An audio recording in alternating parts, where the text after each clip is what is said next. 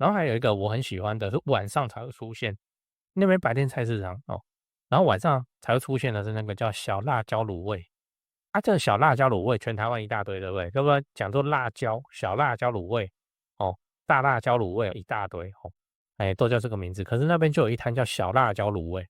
我很喜欢去吃，虽然它旁边还有一家叫黄妈卤味还是什么，我忘记，但那个小辣椒卤味老板很年轻，然后动作很快，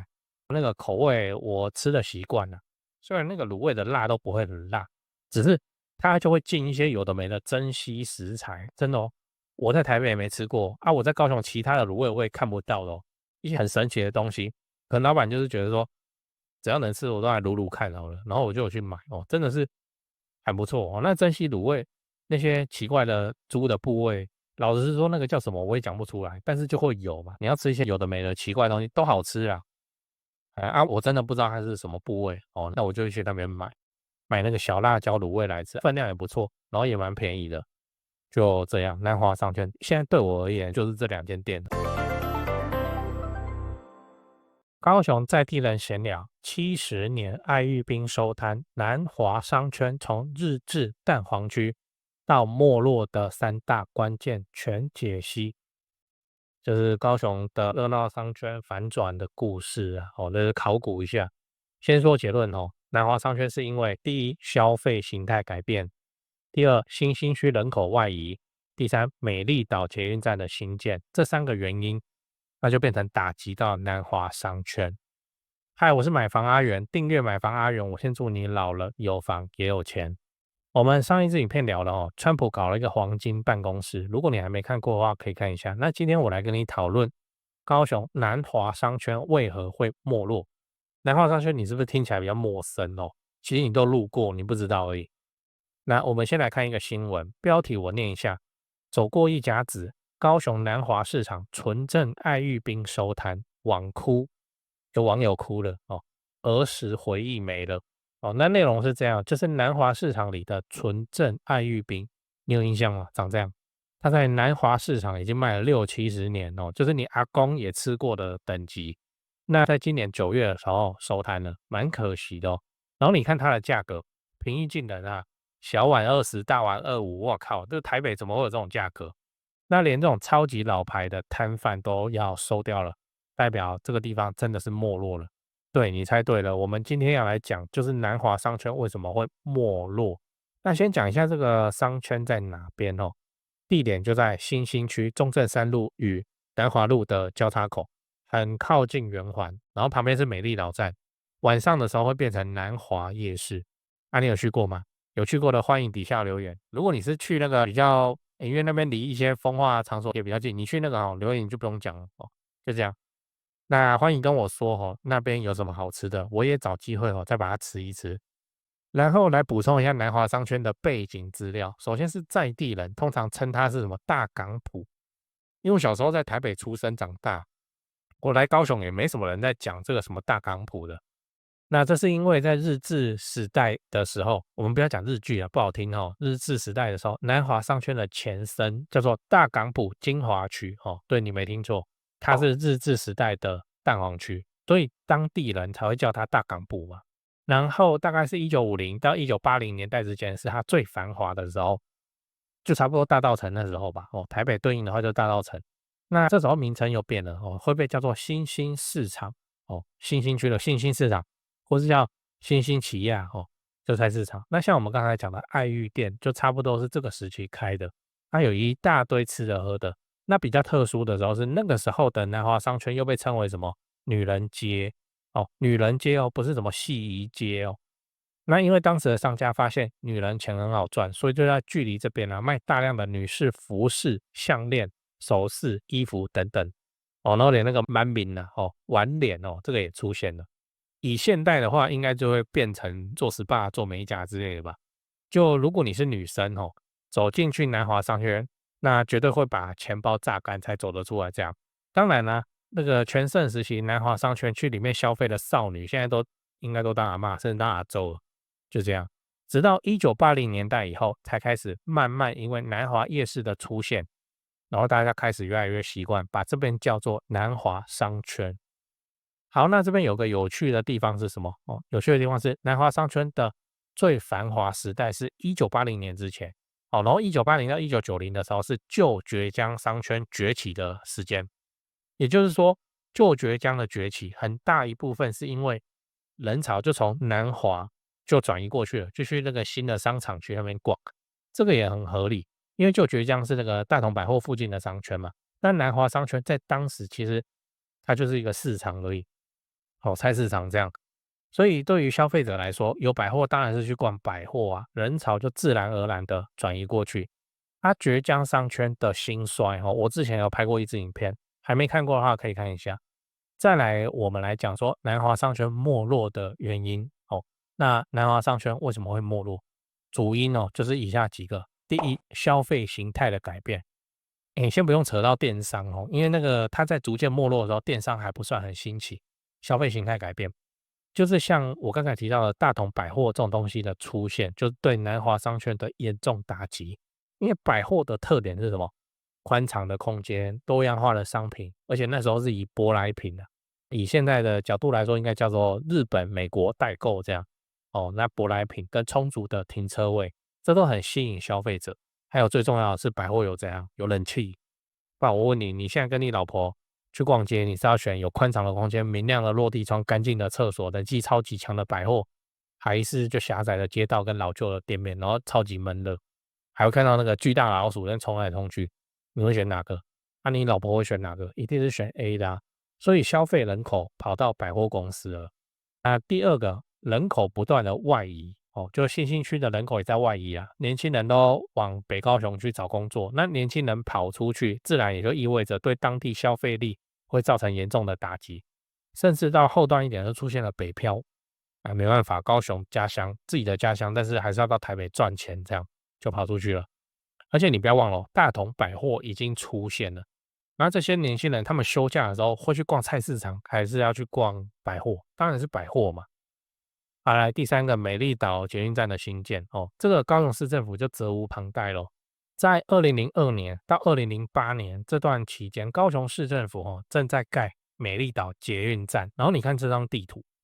美丽岛站就在南华商圈的旁边而已，真的是正旁边那美丽岛捷运站在施工的时候，就是各种交通管制，不好停车，怎样又怎样。所以此时的南华商圈就遇到问题，商圈的人已经在变少，它旁边捷运正在施工，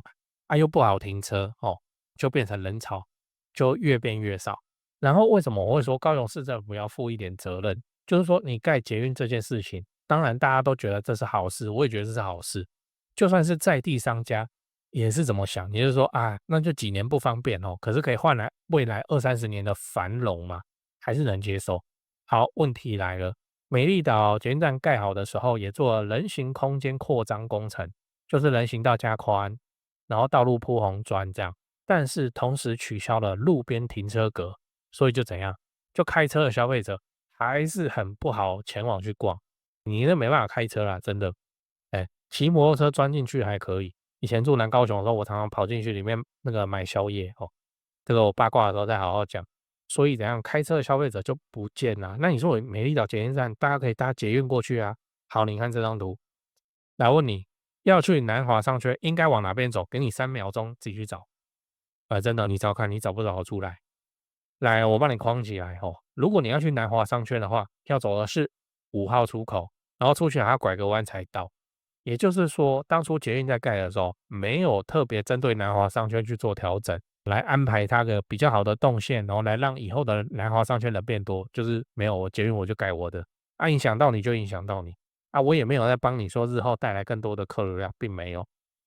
美丽岛捷运站盖好以后，又遇到中国观光客来台，像这个新闻我标题念一下中国客游高雄最爱六合夜市。这个发布的时间是2011年这个时候美丽岛捷运站已经盖好了，所以一堆中国游客就怎样，就搭捷运到美丽岛站，然后步行到六合夜市。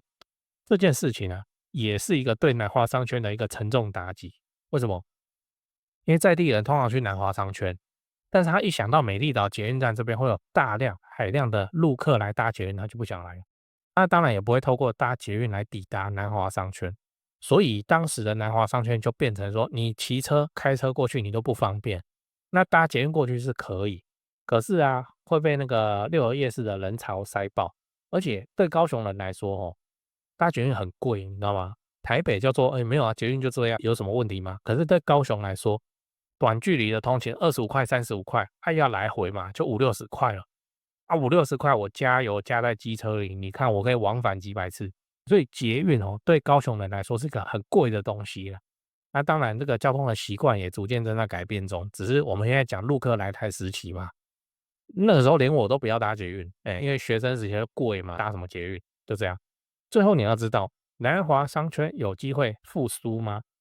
最后我们也来聊一下南华商圈有没有机会再度回血。先说结论哦，我觉得很难，好、非常的难，甚至比新崛江回血还要难，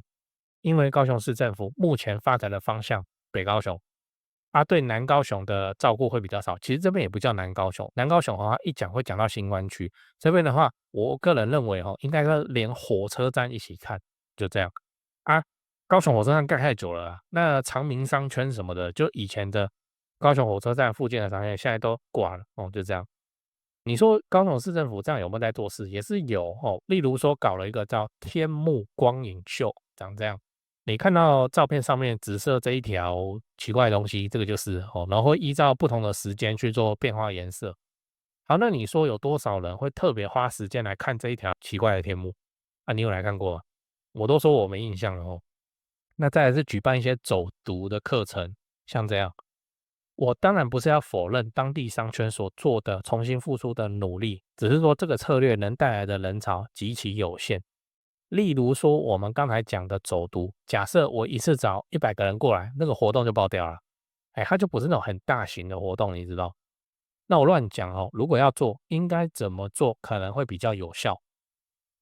那你就请白冰冰来开演唱会啊，这个受众都是完美契合的啊，对不对？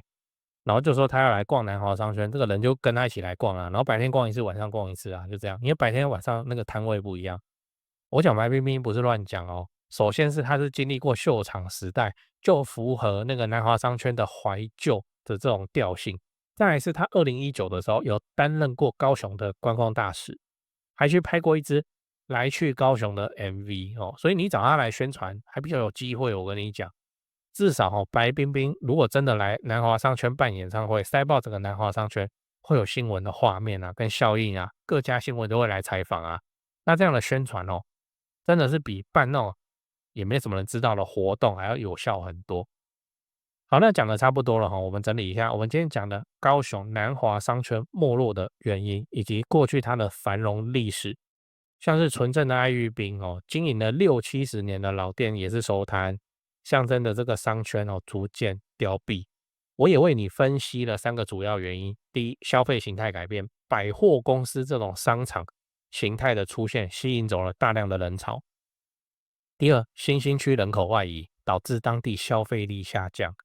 第三，高雄市政府的交通规划问题，在新建美丽岛捷运站的时候就没有妥善规划，导致停车不便，加上观光客都往六合夜市移动，间接的让南华商圈就被忽略掉了。我的结论是，南华商圈想要复苏非常困难。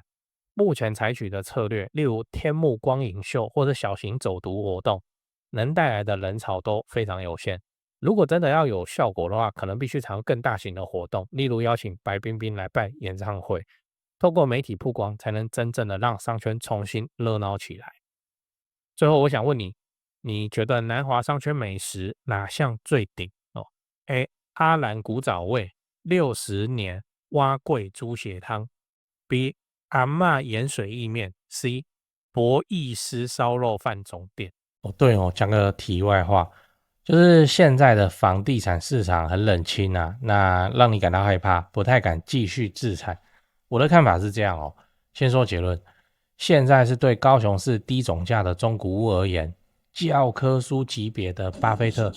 别人恐惧我贪婪时刻真的我没胡乱因为高雄市的重大建设跟民间投资跟工作人口都还持续的在盖在成长，都没有停。2026年开始会陆陆续续的启用或是开幕，而且像台积电的正式上班人数嘛，也都还在成长中，还没有完全发酵。以现在的自产周期要出租放生满5年来看现在真的是比去年疯狂的去年还要美的进场时间点，我认真我这种重大建设盘中古屋的流派就是这里好，赚不是最多但是稳健到爆，天塌下来了有预售屋顶着嘛那我都还持续在看呢，你不用怕，因为我们的目标是老了有房也有钱关税台币升值就不过是30年自产周期中的一朵乌云而已，安了。北高雄、南高雄自产中古屋就找台湾房屋美术资讯店林店长处理，赖就加小老鼠 go go go go 5个 go 加这个赖来慢慢看 PO 给你的房子都挑过都有战斗力的，反正天塌下来了有预售屋顶着了，我们中古屋真的是非常的稳健安了。台北市、新北市自产就找肖店长，赖就加小老鼠掰台北直接看低于实价登录的房子。最后请你购买我买房阿元的 YouTube 频道会员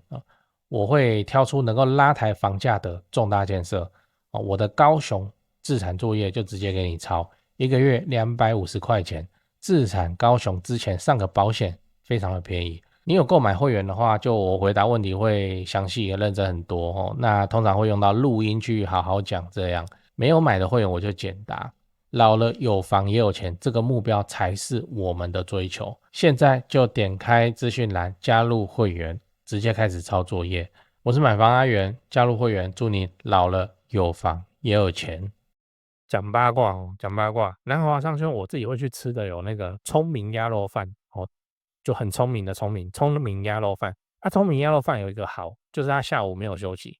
高雄是这样你那个过2点到5点之前，你应该找不到什么吃的。还有在卖吃的，要么就连锁像麦当劳，不然就是那个 Seven 全家。因为下午大家都在休息，台北是没办法休息嘛，人就是多高雄就真的会给你休息。聪明鸭肉饭就不会休息，也蛮好吃的你可以去吃聪明鸭肉饭它那个店弄得很整洁、很干净你看了你 OK 你有信心就不是说什么就吃台南小吃，然后那个店的卫生看起来比较堪忧，可是它就美食，然后还是要吃聪明鸭肉饭鸭肉饭还鸭肉面这个很不错那如果你有路过的话，反正你就走路去就到了，就在那边。然后还有一个我很喜欢的是晚上才会出现，那边白天菜市场然后晚上才会出现的是那个叫小辣椒卤味这个小辣椒卤味全台湾一大堆，对不对？要不然讲做辣椒小辣椒卤味大辣椒卤味一大堆都叫这个名字。可是那边就有一摊叫小辣椒卤味，我很喜欢去吃虽然它旁边还有一家叫黄妈卤味还是什么我忘记，但那个小辣椒卤味老板很年轻，然后动作很快，那个口味我吃的习惯了。虽然那个卤味的辣都不会很辣，只是它就会进一些有的没的珍稀食材，真的我在台北也没吃过我在高雄其他的卤味我也看不到的一些很神奇的东西。可能老板就是觉得说只要能吃我都来卤卤看好了，然后我就有去买真的是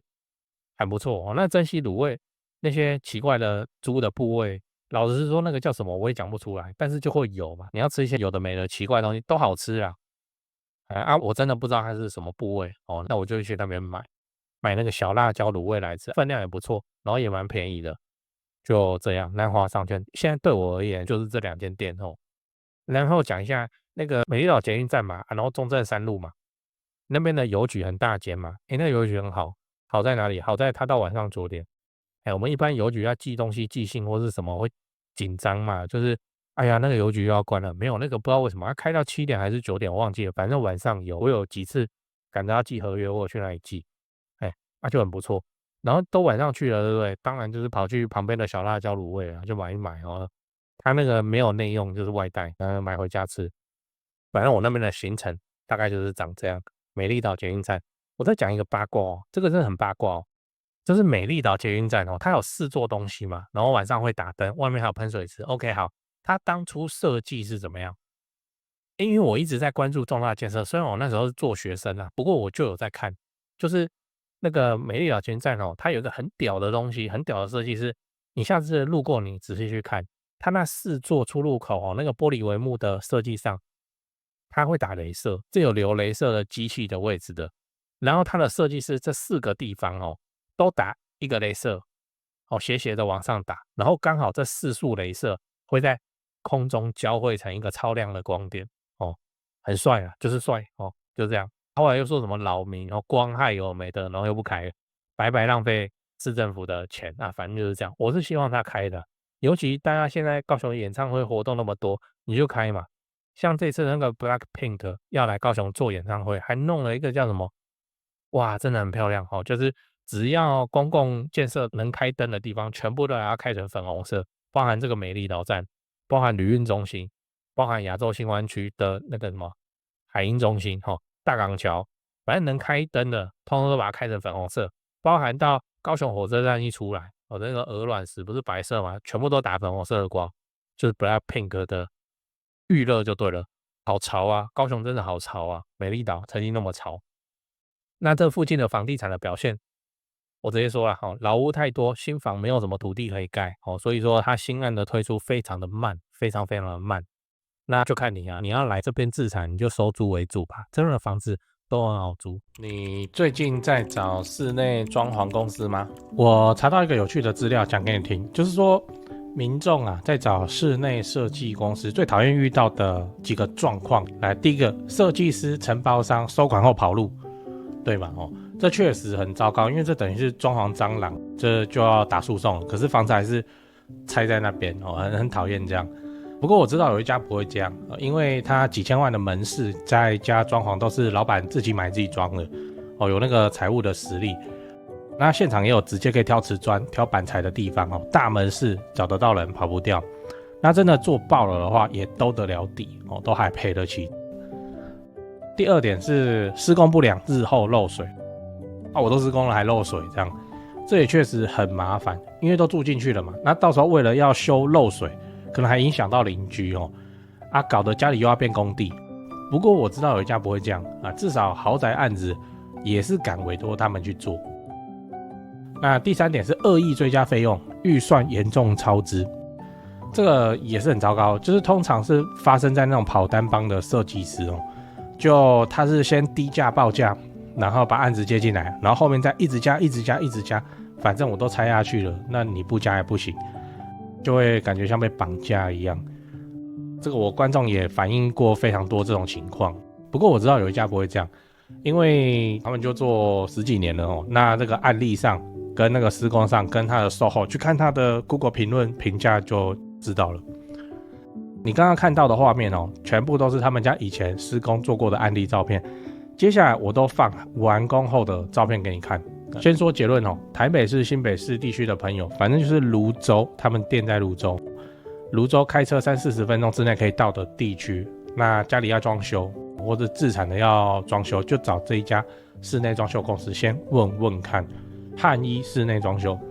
因为我有认识老板，那又加上很多双北的朋友在请我推荐室内设计公司，双北什么老屋翻新隔套老公寓预售屋交屋要整理要收租的，我就推荐这家汉一室内装修。汉一陈老板案件经验非常丰富，他给我历年来的施工照片，案场超过100场照片超过27000多张，我都不知道怎么挑那加这个 LINE 可以跟助理先描述你的需求，甚至直接传屋况的照片，初步谈一谈之后应该就会去丈量了室内设计是这样就你找谁不是找，就是找而已嘛，就是怕被骗怕被敲而已嘛那我推荐我信任汉一陈老板。那你的房子要装潢那就找汉一室内装修，先加他们先去问一下。双北装潢就找汉一室内装修，买房阿元推荐，总是比在外面乱找还要安全一点。现在就加 LINE 的 ID 是小老鼠HANYI 汉一。